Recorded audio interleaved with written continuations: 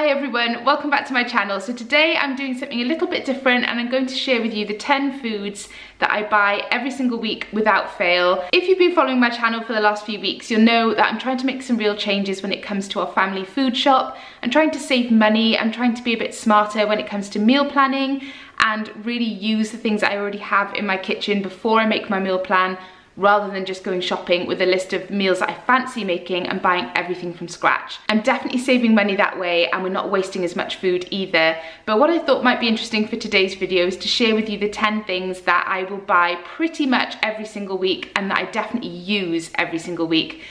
Now I could have listed about 20 or 30 things that I buy every single week if you count the real basics like breakfast cereal and butter and things like that. What I thought I would do instead is list 10 things that aren't those everyday essentials that I find really useful, I use in different ways, and just something that I couldn't live without on a weekly basis.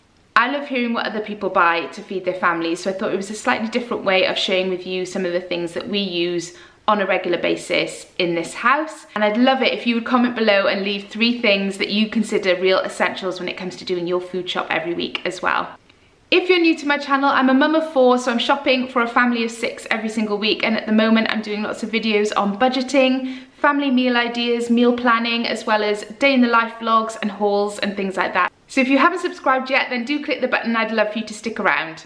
Before I tell you the 10 things that I buy every single week without fail, I just thought I'd give a little shout out to a website that's been really helpful to me when I've been doing my meal planning and looking for recipes and things like that, and it's the new Channel Mum website.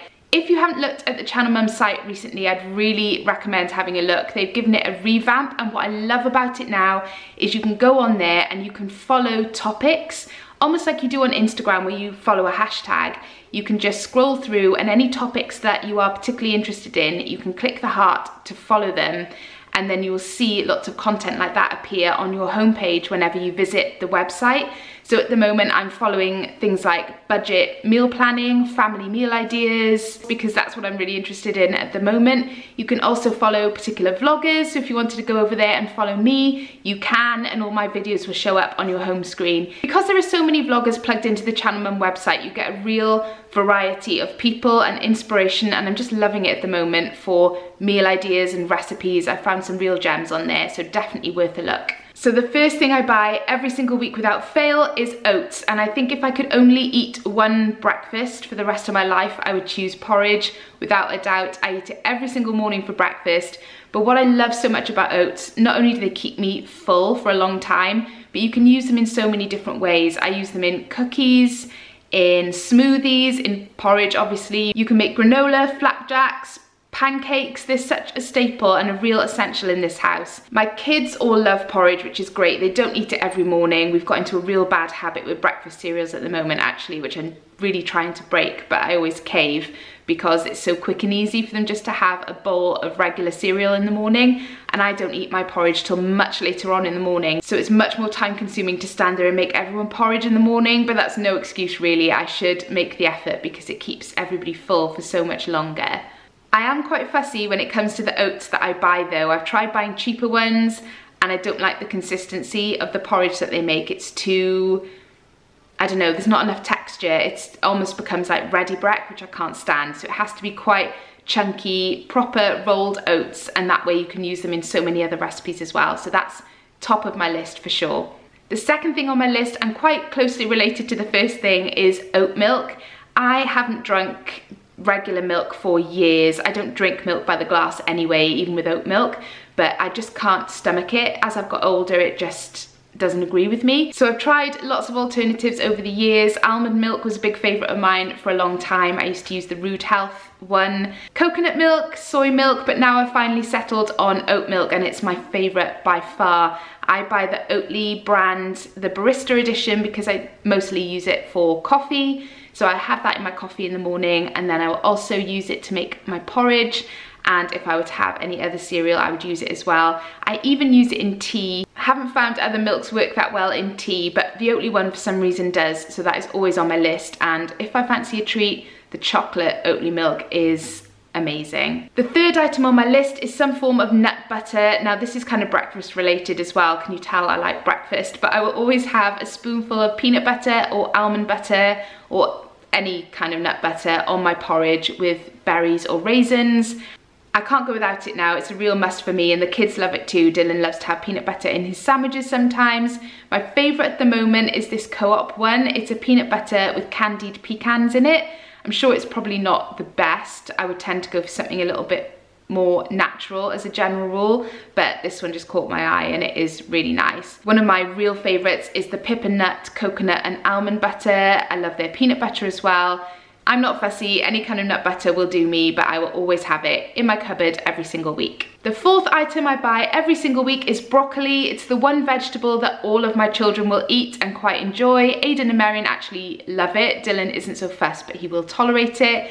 We're working on Marnie, she's getting there, but Dan and I are also massive broccoli fans. We have it with most meals. We have it in pasta dishes, in curries, with cottage pie, with a roast dinner, you name it. I don't need to tell you how to eat broccoli, but it is the one vegetable that I will definitely have on my shopping list every single week, and I usually buy 2, 3, sometimes even 4 heads of broccoli, and we go through it all easily. Next on the list are sweet potatoes. My kids aren't so keen on these, but Dan and I love them. I always buy them every week, again because they're so versatile and I use them in lots of different ways.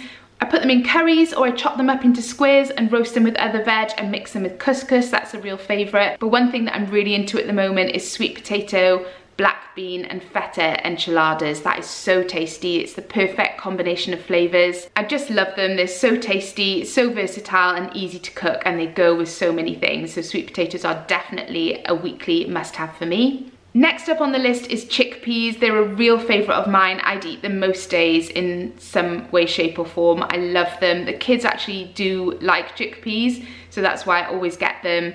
I find them really handy to bulk things out. So for instance, I make a lentil dal like curry recipe every so often with spinach and red lentils and onions and things. If I have a small portion left and I want to feed me and Dan with it, if I add a tin of chickpeas and a little bit of stock or boiling water, that will bulk it out enough for it to be another full meal for both of us. So I just find them really handy to have in the cupboard. I always have at least 2 or 3 tins. I also make a chickpea pasta recipe, which I think I've done a cook with me video on. If I can find it, I'll link it for you. That is a real favourite with the kids. It's kind of like a cross between a soup and a pasta. It's a very similar taste to hummus, so the kids love it because they love hummus, which should be on my list of 10 things actually, and it's not, but I buy hummus every single week. Chickpeas work great in salads as well, casseroles, you name it, I will put chickpeas in it pretty much, so they're a big favourite in this house. The next thing I buy every single week is raspberries. I eat them every morning with my breakfast. Marion and Aiden like them as well. I hate that they're so expensive, it really bugs me, and my sister told me the other day that because of that, she uses frozen raspberries in her porridge, and I've tried that, but it's just not the same, so I have to buy the fresh ones. And the kids love them as well, which means I'm always trying to like hide a little portion in the back of the fridge for my porridge. But yes, raspberries are a must for me every single week. Next up is chicken thigh fillets, and for years I would only buy chicken breast, and I don't know why, I just had it fixed in my head that if you were making something with chicken, it needed to be with chicken breast. But when I got my slow cooker, and those of you who watch my channel regularly will know how much I love my slow cooker, all the recipes I found for slow cooking chicken dishes were using chicken thigh fillets, so I started buying those. They're so much cheaper, they're really tasty, and now I can't be without them, so I will always buy at least 1 pack, sometimes 2 every single week. Next on the list, and probably a staple for most people, is eggs. I love to have eggs for my lunch. I went through a stage where I was having poached eggs every single day, and I started to feel a bit sick after about day 6 or 7. So is it possible to eat too many eggs? That's what I want to know, because it just seemed to not agree with me after a while. So I gave myself a break, and now I'm easing myself back into eggs for lunch most days. I just love them. I love scrambled eggs, fried eggs, poached eggs. I'm really into putting a fried egg on top of things. I just think it makes a dish next level, so much better than it was without the fried egg. Bubble and squeak with a fried egg on top is the absolute business, but without the fried egg, it's a little bit dull. So you can add a fried egg to anything and it'll just make it so much better. The final item that I buy every single week without fail is Orzo, and I'm actually running really low on it at the moment, so I'm gonna have to go and get some. But it really helped me out when I was weaning Marnie onto foods with more texture. She's not a massive fan of pasta. like bigger pasta shapes, but she will eat orzo mixed with anything. So I can make a slow cooker chicken dish or something, mix it in with orzo to bulk it out for her, and she will wolf it down. So orzo is a big favorite. We also use it to make orzotto, which is like risotto, but using orzo instead of risotto rice. The whole family really love that recipe. It's so versatile. We have it with lots of different things. It's quite hard to come by. You can't get it in every supermarket, but it's definitely worth stocking up if you see it. So those are 10 things that are on my shopping list every single week without fail. I'd love to hear from you. What 3 things are must-haves for you when you do your weekly food shop? Let me know in the comments below. If you're not subscribed already, I'd love it if you click that button so you don't miss any of my videos. Thank you so much for watching, and I'll see you in my next one. Bye.